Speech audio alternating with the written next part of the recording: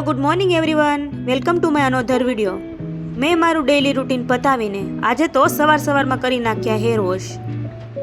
સવારમાં hair wash કરીને મને થયો અફસોસ, કારણ કે સવારમાં વાળ સૂકવવા એક મોટો પ્રોબ્લેમ હતો. પછી તો મેં ચાલુ કરી દીધો ફૂલ પંખો, કેમ કે વાળ તો સૂકવવાના જ હતા અને હું લાગી ગઈ વાળ સૂકવવાની મહેનતમાં અને મેં ચાલુ કરી દીધું મારું કન્ટિન્યુ કામ. પછી આપણે થવા લાગ્યા રેડી, કારણ કે આપણે જવાનું છે રોજના કામ ઉપર અને હવે તો થઈ ગયો શિયાળો ચાલુ, એટલે આપણે બધે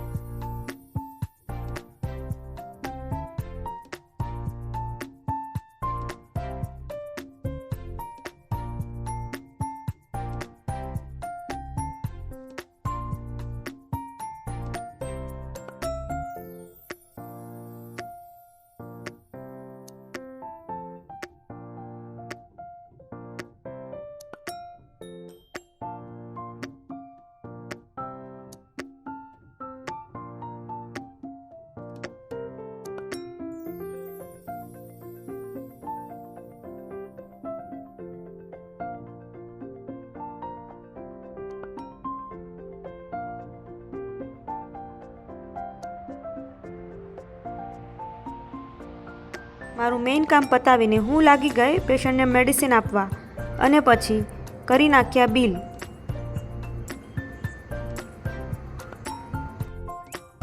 અને પછી આવી જ રીતે મારું કામ 3 વાગ્યા સુધી કન્ટિન્યુ કરીને મેં તો પૂરી કરી દીધી મારી ડ્યુટી અને પછી હું તો પહોંચી ગઈ રૂમ પર. અને પછી યાદ આવ્યું કે હા, આજે મારે ગામમાં જવાનું છે અને હું નીકળી ગઈ ગામમાં જવા માટે, સિટીમાં જવાનું હતું એટલા માટે. તો અમારી હોસ્પિટલની ગાડીમાં હું બેસીને નીકળી ગઈ સિટીમાં જવા માટે. મારી સિવાયના બીજા લોકો પણ સિટીમાં જવા માટે બેઠેલા હતા ગાડીમાં.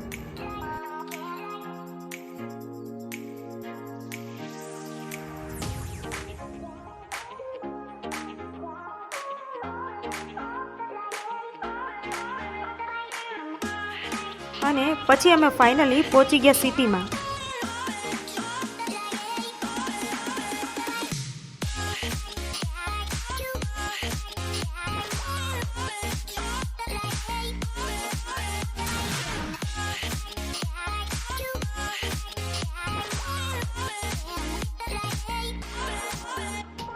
અને હું આવી ગઈ કરિયાણાની દુકાન પર ખજૂર લેવા માટે. ત્યાંથી ખજૂર લીધા પછી હું તો નીકળી ગઈ વાસી તળાવ માર્કેટમાં જવા માટે, કારણ કે મારે ત્યાંથી થોડી ઘણી વસ્તુ લેવાની હતી એટલા માટે.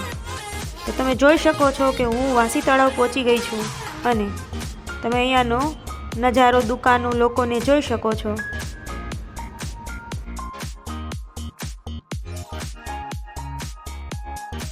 અને પછી ફાઇનલી મારે જ્યાં જવાનું હતું અને જે વસ્તુ લેવાની હતી ત્યાં હું પહોંચી ગઈ.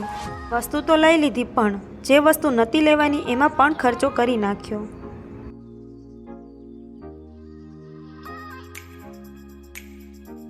અને પછી મારી વસ્તુ તો બધી લેવાઈ ગઈ હતી અને બીજી દુકાને પણ જવાઈ ગયું હતું, પણ હવે જોવાની હતી મારે હોસ્પિટલની ગાડીની રાહ. વેઇટિંગ કર્યા પછી થોડી જ વારમાં આવી ગઈ હોસ્પિટલની ગાડી અને તેમાં બેસી ગયા અને અમે નીકળી ગયા સિટીમાંથી રિટર્ન હોસ્પિટલ આવવા માટે.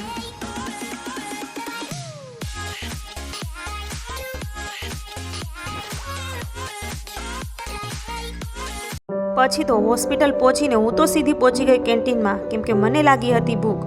આજે તો હું એકલી ગઈ હતી એટલે નાસ્તો પણ કર્યો નહોતો, એટલે હું સીધી કેન્ટીનમાં પહોંચીને જમી લીધું. પછી પી લીધી એક માજા. તો હવે મળીશું નેક્સ્ટ વિડીયોમાં. ત્યાં સુધી બાય બાય.